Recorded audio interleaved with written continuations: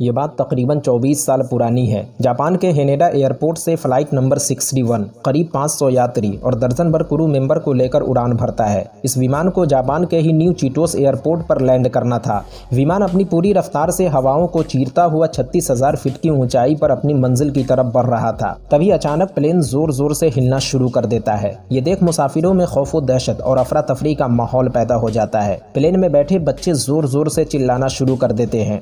36,000 feet की ऊंचाई पर उड़ने वाला प्लेन अब ज़मीन से सिर्फ 1800 मीटर की ऊंचाई तक पहुंच चुका है और तभी मुसाफिरों को पता चलता है कि पायलट की मौत हो चुकी है।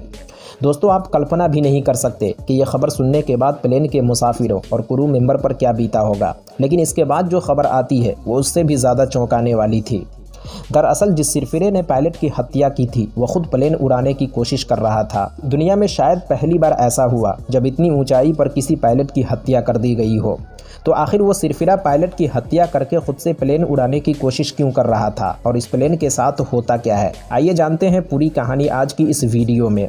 मगर उससे पहले अगर अभी तक आपने अपने चैनल रियल कहानी को सब्सक्राइब नहीं किया तो अभी कर लें ताकि आगे भी इसी तरह की इन्फॉर्मेटिव वीडियोज़ आप तक पहुँचती रहे। तो चलिए वीडियो की शुरुआत करते हैं।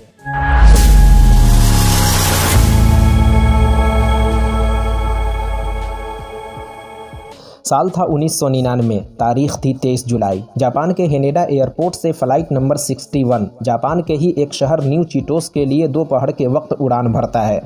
अगले 1.5 से 2 घंटे बाद इसे न्यू चिटोस एयरपोर्ट पर लैंड करना था। इस प्लेन में 500 यात्री और 14 क्रू मेंबर मिलाकर कुल 517 लोग सवार थे। नायुकी नागाशिमा 51 वर्षीय बहुत ही अनुभवी पायलट इस प्लेन को उड़ा रहे थे, जबकि काजुकी कागा जो इस प्लेन में को पायलट थे उनकी उम्र 34 साल थी। टेक ऑफ के करीब 15 मिनट बाद एक 29 साल का नौजवान जिसका नाम था यूजी निशिजावा अपनी सीट से उठता है। जुलाई के महीने में जापान के इस इलाके में काफ़ी गर्मी होती है। गर्मी के हिसाब से सभी पैसेंजर ने हल्के फुल्के कपड़े पहन रखे थे, मगर ये नौजवान उस प्लेन का इकलौता पैसेंजर था जो इतनी गर्मी होने के बावजूद भी बहुत मोटे, गंदे और ठंडियों के मौसम में पहनने वाले कपड़े पहन रखा था। इस नौजवान को देखकर बाकी पैसेंजर को अजीब भी लगता है कि यह आदमी प्लेन में कैसे चढ़ गया।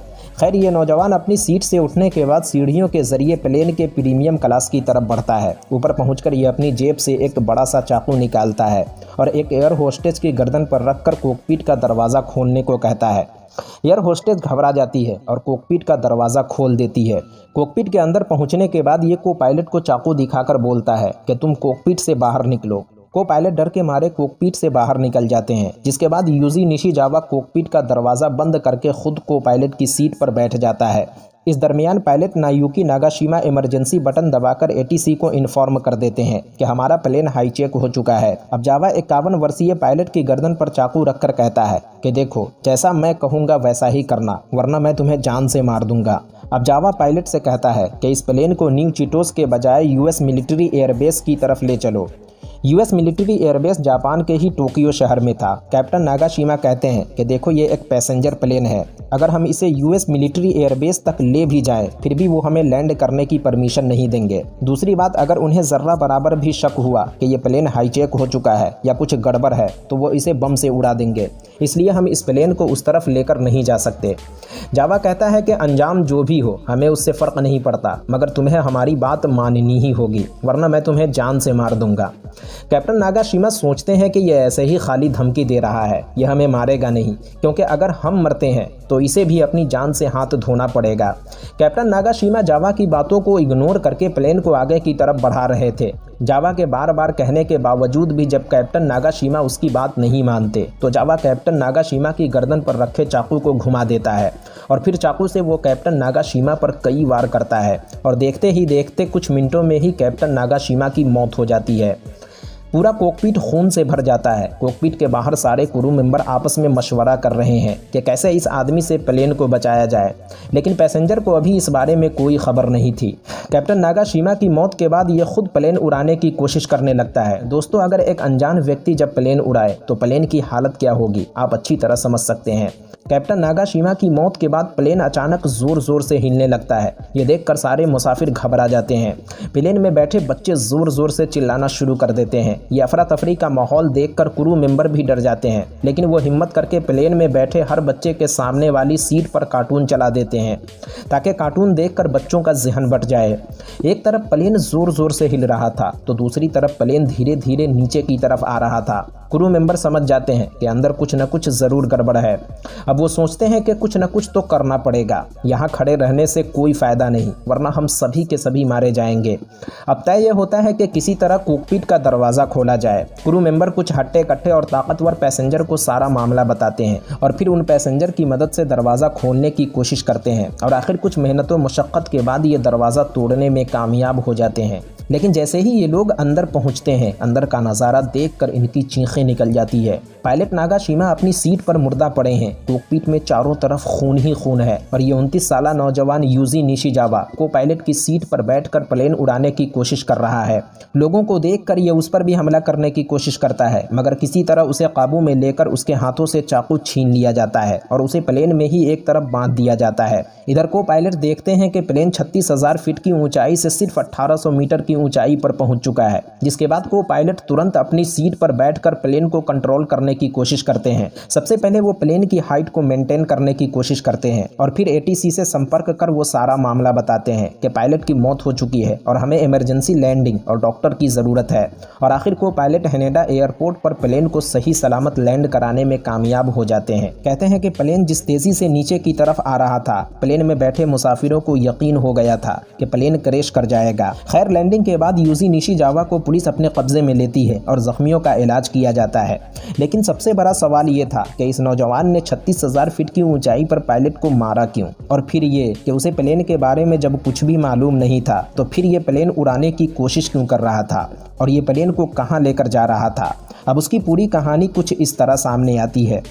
यूजी निशिजावा का जन्म टोक्यो में हुआ था। उसी टोक्यो में उसने पढ़ाई लिखाई भी की, लेकिन बचपन से ही ये लोगों से अलग थलग रहता था। हमेशा अकेला रहने की वजह से ये डिप्रेशन का भी शिकार था।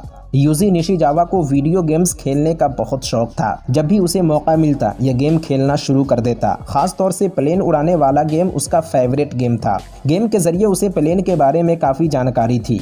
यूजी निशिजावा को गेम खेलने के साथ प्लेन में भी उड़ने का काफ़ी शौक था, इसीलिए यह जापान में ही अलग अलग जगहों पर प्लेन से सफ़र भी करता था। उस ज़माने में एयरपोर्ट पर लगेज की तो चेकिंग होती थी, लेकिन जो सामान मुसाफिर हाथ में ले जाते थे जैसे हैंड बैग वगैरह, उसकी चेकिंग नहीं होती थी। यूजी निशिजावा ने सोचा कि ये तो गलत है, आदमी हैंड बैग में कुछ भी छुपा कर ले जा सकता है। उसने हैनेडा एयरपोर्ट के ऑफिशियल को एक मेल लिखा कि एयरपोर्ट पर सिक्योरिटी में कमी है क्योंकि हैंड बैग वगैरह की कोई चेकिंग नहीं होती, मगर उसकी मेल की तरफ किसी ने ध्यान नहीं दिया। अब उसने कई बार छोटे मोटे चाकू और वो चीज़ें जो प्लेन में ले जाना मना है अपने हैंड बैग में रखकर सफ़र किया, मगर ये कभी नहीं पकड़ा गया। और फिर 23 जुलाई 1999 को अपने हैंड बैग में एक बड़ा सा चाकू रखकर उसने कई टिकट बुक कराए कि अगर एक प्लेन में नहीं जा पाया तो दूसरे में जाऊंगा, लेकिन उसे पहली ही फ्लाइट 61 में क्लियरेंस मिल जाती है। अब उससे पुलिस ने पूछा कि चलो तुम्हें सिक्योरिटी को लेकर मसला था, तो प्लेन में चढ़ने के बाद भी तुम कह सकते थे कि आपकी सिक्योरिटी कैसी है। देखिए, मैं इतना बड़ा चाकू लेकर प्लेन में चढ़ गया हूँ, लेकिन तुमने पायलट को क्यों मारा और फिर तुम प्लेन उड़ाकर कहाँ ले जाना चाहते थे। तब उसने बताया कि दरअसल मेरा सपना था कि जिस तरह मैं वीडियो गेम में प्लेन उड़ाता हूँ उसी तरह हकीकत में भी उड़ाऊँ, और मैं इस प्लेन को रेनबो ब्रिज के नीचे ले जाकर फिर से उड़ाना चाहता था, यानी प्लेन स्टंट। जिसके बाद डॉक्टरों द्वारा उसकी जांच की जाती है कि शायद यूजी निशिजावा की मानसिक हालत ठीक नहीं और ये दिमागी तौर पर पूरी तरह फिट नहीं है। अब उसकी रिपोर्ट आती है। डॉक्टर बताते हैं कि ना तो ये पूरी तरह दिमागी रूप से ख़राब है और ना ही पूरी तरह फिट है, यानी यूजी निशिजावा डिप्रेशन में जाने के बाद ड्रग्स का आदी हो चुका था और जब भी वो ड्रग्स लेता था वो अपना होशो हवास खो देता था। और 23 जुलाई 1999 को भी उसने ड्रग्स का डोज लिया था। इस दरमियान हॉस्पिटल में उसका इलाज भी चल रहा था और एक दिन हॉस्पिटल के तीसरी मंजिल से यह छलांग लगा देता है। जान तो बच जाती है मगर उसका पैर टूट जाता है। चूँकि जापान की सज़ा काफ़ी सख्त है, यानी मौत के बदले मौत, और ख़ास तौर से प्लेन हाईजैकिंग को लेकर वहाँ का कानून काफ़ी सख्त है। यूजी निशिजावा का जुर्म वाकई संगीन था, पहले प्लेन की हाईजैकिंग और फिर पायलट का कत्ल, तो उसे सजाए मौत मिलनी तय थी। लेकिन दूसरी तरफ वो दिमागी तौर पर पूरी तरह से फिट भी नहीं था। अब इस मामले को लेकर जापान में लोग दो ग्रुप में बट गए। एक का कहना था कि नहीं, यूजी निशिजावा का जुर्म एक संगीन जुर्म है, इसीलिए उसे सजाए मौत मिलनी चाहिए, जबकि दूसरे ग्रुप का कहना था कि चूंकि वो दिमागी तौर पर पूरी तरह फिट नहीं, इसीलिए उसे कम से कम सज़ा मिलनी चाहिए। और आखिर 2005 में जापान की एक कोर्ट उसे उम्र कैद की सज़ा सुनाती है कि जब तक वो जिंदा रहेगा जेल में रहेगा, और तब से वो आज तक जापान की जेल में पड़ा है। अभी यूजी निशिजावा की उम्र 53 साल हो चुकी है। आगे जो भी ज़िंदगी बची है वो जेल में ही गुजारेगा। तो दोस्तों, ये थी दुनिया की एक लौती कहानी जब 36,000 फीट की ऊंचाई पर किसी पायलट का कत्ल होता है, सिर्फ अपने उस शौक को पूरा करने के लिए जिसका कोई मतलब नहीं था। लेकिन अब एयरपोर्ट पर इतनी सख्ती बढ़ा दी गई है कि अब इस तरह के मामले बिल्कुल ख़त्म हो चुके हैं। तो दोस्तों, आज की वीडियो में बस इतना ही। वीडियो कैसी लगी कमेंट बॉक्स में ज़रूर बताएं, और ऐसे ही नॉलेजेबल वीडियोस देखने के लिए चैनल को ज़रूर सब्सक्राइब करें। मिलते हैं एक और नई वीडियो के साथ, जब तक के लिए अपना ख्याल रखें।